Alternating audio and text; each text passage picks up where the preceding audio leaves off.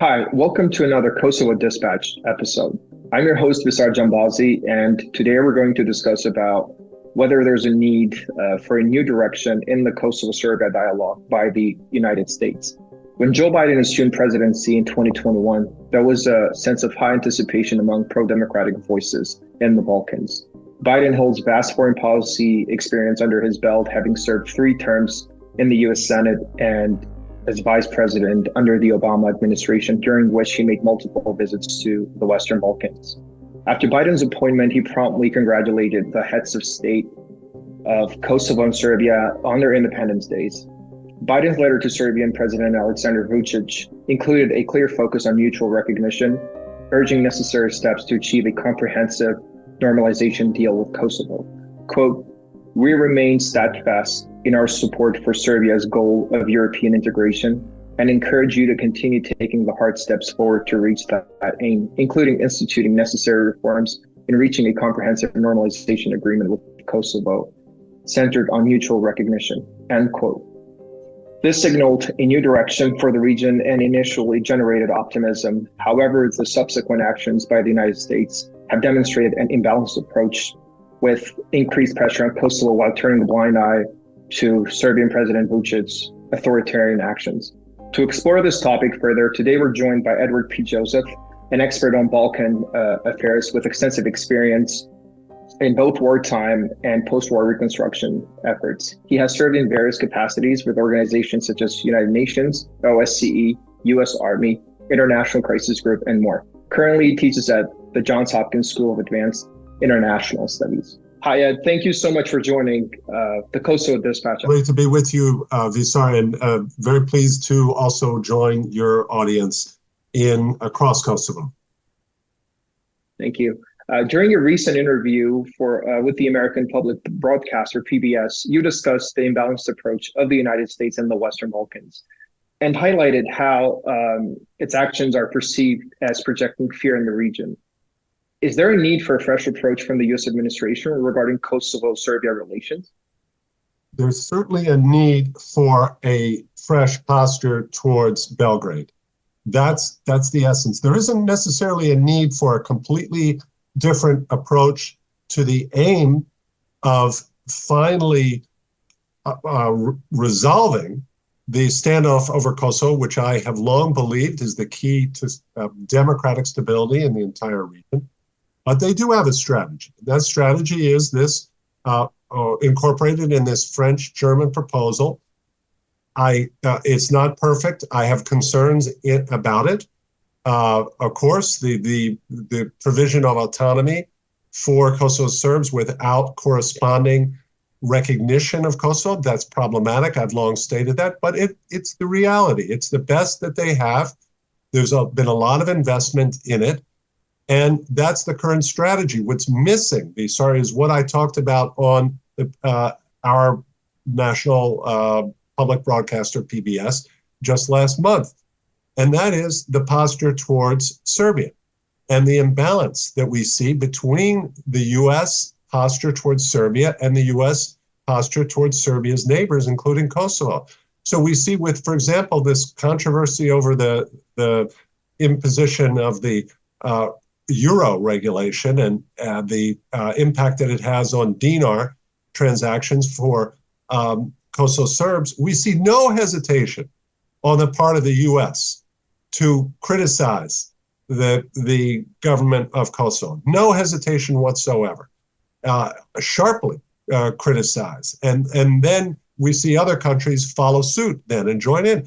But we see nothing of the kind when it comes to Belgrade, despite outrageous behavior and serious questions, for example, about the recent election, about the country's orientation, including its relationship with Russia, about in what appears to be growing repression of Serbian citizens, of civil society activists, democracy activists in Serbia. And so we see no corresponding posture towards Serbia that we do see towards Kosovo to hold the Kosovo government responsible and accountable.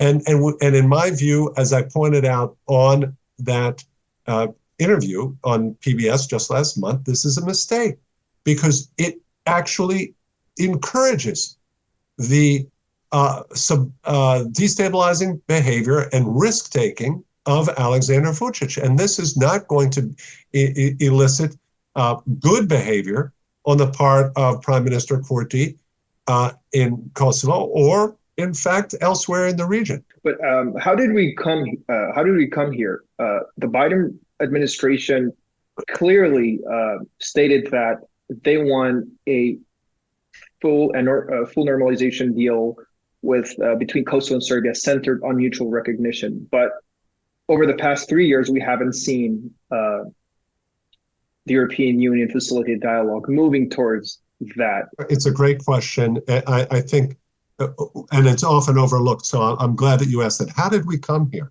So yes, there was that letter that President Biden sent. It was one of his earliest communications to any foreign leaders. What was the letter he sent in February 2021? Just 1 month into his administration, he sent that letter to President Vučić. At the time, it seemed to raise all sorts of alarm bells, but it was never followed up with any serious, concrete approach. Instead, the policy was basically a carryover. The posture towards Serbia was largely a carryover of the Trump administration, which was accommodating, completely accommodating. We can remember the incredible words that were used by the former U.S. ambassador, who was the predecessor to Ambassador Hill, who repeatedly, that was Ambassador Godfrey, would repeatedly use these words, that Serbia was the economic and political leader in the region. These were the words of the U.S. ambassador there repeatedly, and senior State Department officials at a time when Serbia was openly courting China and Russia. So what was the message? If Serbia is the leader, does that mean the other countries should follow Serbia and court Russia and China and promote their agendas? It made no sense. And we also had this emphasis on economic economic measures and the open Balkans, which was prior to that known as the mini Schengen. And we understand the importance. It's tremendously important to have economic growth and trade. But there's no proof that doing that when Serbia's economy is so much larger than its neighbors wouldn't actually have the opposite result and just increase tensions, which would decrease investment and economic growth, in other words. So this was, again, a very short-sighted approach. And my last point here on that is look at the corruption report, the latest corruption report of Transparency International. And you see where this supposed economic leader, Serbia, the economic leader of the region, this great engine of dynamism and so forth, is ranked 104th on Transparency International Corruption Index. That goes to 180. The bottom is Somalia at the bottom. That means Serbia at 104 is closer to Somalia at the bottom than it is to Denmark at the top. And that is the worst ranking of any of the WB6 except for Bosnia-Herzegovina, which of course has the excuse of a dysfunctional constitution that was put in at Dayton Agreement, a completely formally divided country that has challenges that do not exist in Serbia. So this is really a fundamentally, Visar, a mistaken approach to the question of Serbia and Serbia's democratic orientation and whether or not Serbia will accept what I call the Western order. I've been writing about this for years. That's the central question here. But fundamentally, there is a difference in the U.S. posture towards Serbia. Serbia is allowed a lower standard, is not held accountable either domestically or in its regional or even its international relations. And the U.S., rather than getting stability from this approach, this accommodating Serbia, it's getting instability. I'd like to ask you, do you think that the Biden presidency and the Department of State are working in sync when it comes to the Western Balkans? President Biden came in. The foundational element of his administration, which as I quoted in PBS, and then they show photographs of President Biden in the background that you can see, was this challenge between autocracy and democracy. And the irony here is that clearly we've abandoned this, but we expected the Trump administration to never have pushed for these democratic principles. But we see that the Biden administration has basically followed with the same approach. Mini Schengen, it is now open Balkans. We're going to push all of that. Never mind that Serbia will have economic dominance of the region. And this catering, as I call it, to Serbia and overlooking its posture towards Russia, towards its neighbors, and towards its own citizens. And so we see this disparity between President Biden's own principles and what the State Department has carried out. And we have to see, again, we have the irony here. Visart, let's put it in very clear terms. I mentioned former Ambassador Anthony Godfrey. He was replaced early. He was withdrawn. He was withdrawn from his tenure as U.S. Ambassador to Serbia early. He didn't complete his term in order for the Biden administration to appoint Ambassador Chris Hill, someone who I've known for decades, since the NATO air campaign in 1999, in fact, when I was managing the Stankovac refugee camp for Kosovo refugees on the border with Kosovo. So I've known him for many years. He's extremely knowledgeable. He knows, Chris knows, but the posture that he has presented is essentially no different from his predecessor, Ambassador Godfrey. And this is very troubling because what Godfrey didn't have present for him was, of course, the Russian invasion of Ukraine. So this, Visar, this is where the administration policy in the Balkans has become so exposed as really mistaken, terribly, terribly mistaken. To carry on this Trump posture of, well, we're going to accommodate Serbia and hold it to this lower standard, and we're going to hold Kosovo and everyone else to this higher standard. And then to continue that after Russia invades Ukraine, as if nothing has changed, and actually double down on this and be more accommodating to Serbia in this posture, allowing Serbia to exploit this relationship that it has with Russia while promoting Russian narratives throughout the region. It makes no sense. The irony here is that the Western Balkans are the one part of the world where sticking to your principles makes sense in almost every context. Let's look at, for example, India.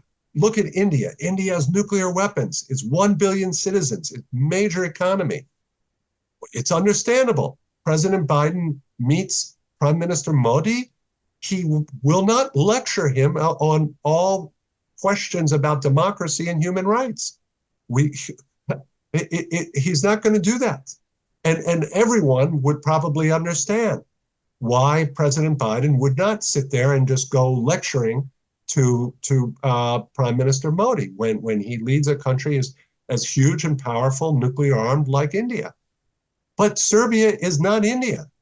So this is really the baffling question. All of these countries in the Western Balkans 6 say they want to join the European Union.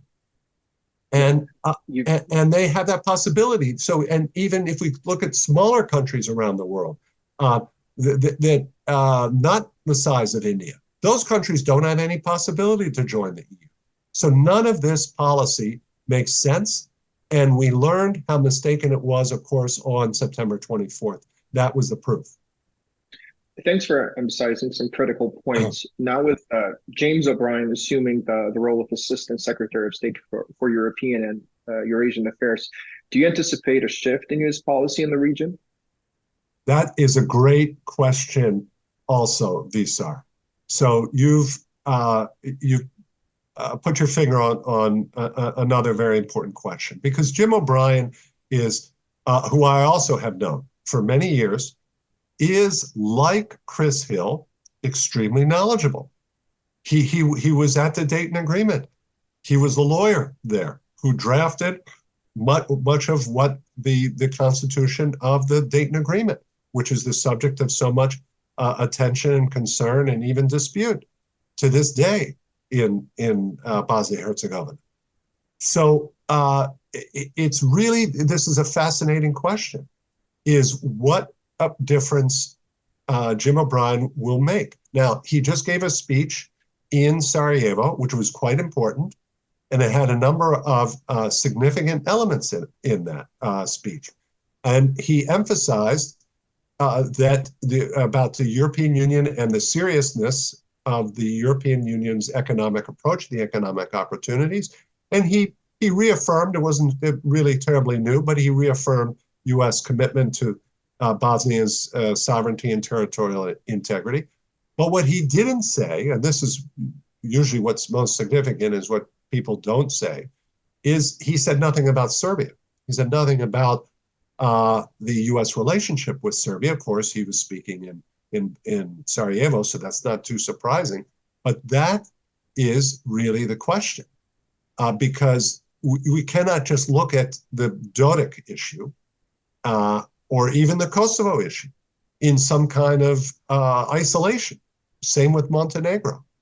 The question about Jim O'Brien is, what will his posture be towards Serbia?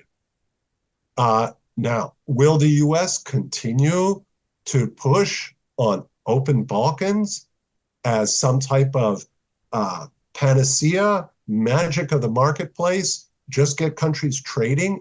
Will he push on this? This was the Trump approach, this mini Schengen and Grenell, push it, trade. And as I've written and pointed out, we just don't have facts to back that up. China is Taiwan's #1 trading partner, and it's also Taiwan's #1 threat. Russia and Ukraine had enormously high trade volumes all the way up to the invasion in February 2022. So you can have very high trade and very serious situations. As I put it, and President Vjosa Osmani has quoted me on this, is that trade does not equal trust. So will Jim O'Brien continue to push this? Will he allow the U.S. ambassador in Belgrade to continue with this policy that failed so blatantly on September 24th? That was the proof. The Banska revelation is the proof that this is a failure of just catering to Belgrade, and somehow that you will get President Vučić to cooperate. The leopard does not change its spots. The autocrat become more autocratic. And September 24th should have been the wake-up call. The invasion of Ukraine should have even before been the wake-up call. So that is really the open question, is does Jim O'Brien understand this, and will he induce a change in the U.S. posture? And he has a test case right now in Serbia with these elections.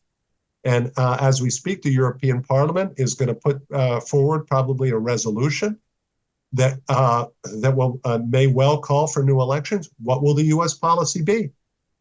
Will the U.S. Embassy continue to try to soft pedal this in Belgrade? What will Jim O'Brien?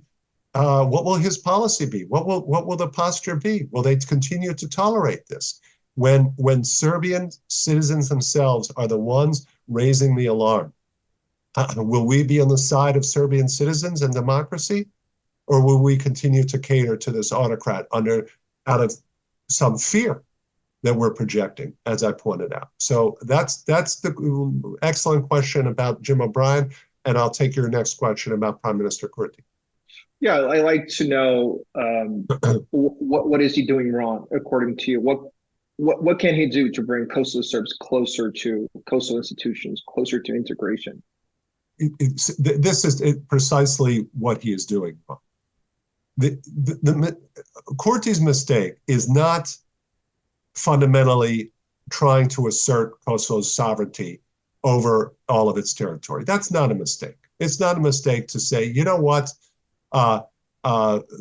there is no north of Kosovo. There's only Kosovo.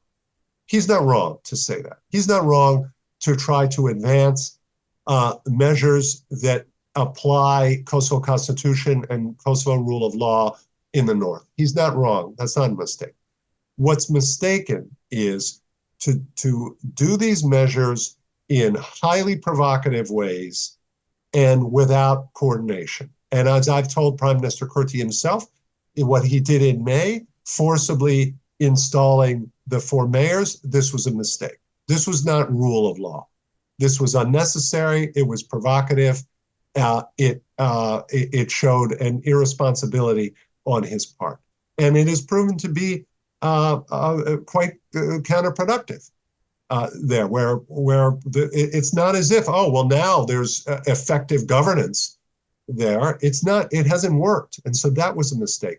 The additional mistake on top of that is the use of special police for purposes for which they're not trained. And this has been a complaint of the U.S. Embassy, the British Embassy. Real friends of Kosovo have pointed this out. And yes, the special police are needed. We know that because of Banska. That's absolutely true. But they're needed for their role, for their very specific role, not to have frequent chronic interactions with Kosovo Serbs, who also bear their responsibility here. Let me say this, because it was the decision of Kosovo Serbs to walk out of the police, the Kosovo police, which I've spoken to Kosovo Serbs in the north, and they respect the Kosovo police. They see it differently from the special police. They call on the Kosovo police, and yet it was a mistake. Kosovo Serbs walked out. Why did they walk out? They did this a year ago, November. Why? Because of the license plate issue, and then they also added on because of the association not being implemented. But the original catalyst was the license plate issue, which has now been resolved. So why, if the license plate issue has been resolved, why not have Kosovo Serbs return to Kosovo police? Prime Minister Kurti is not making the effort to win the Kosovo Serb community over. This approach he's doing, which has populist type appeal perhaps in the wider Kosovo Albanian community, is alienating. It's provocative. If the Prime Minister of Kosovo, no matter who it is, Kurti or someone else, a male, a female, anyone, is not held accountable for mistakes, that's very dangerous for democracy. Edward P. Joseph, thank you so much for joining us today. You're welcome.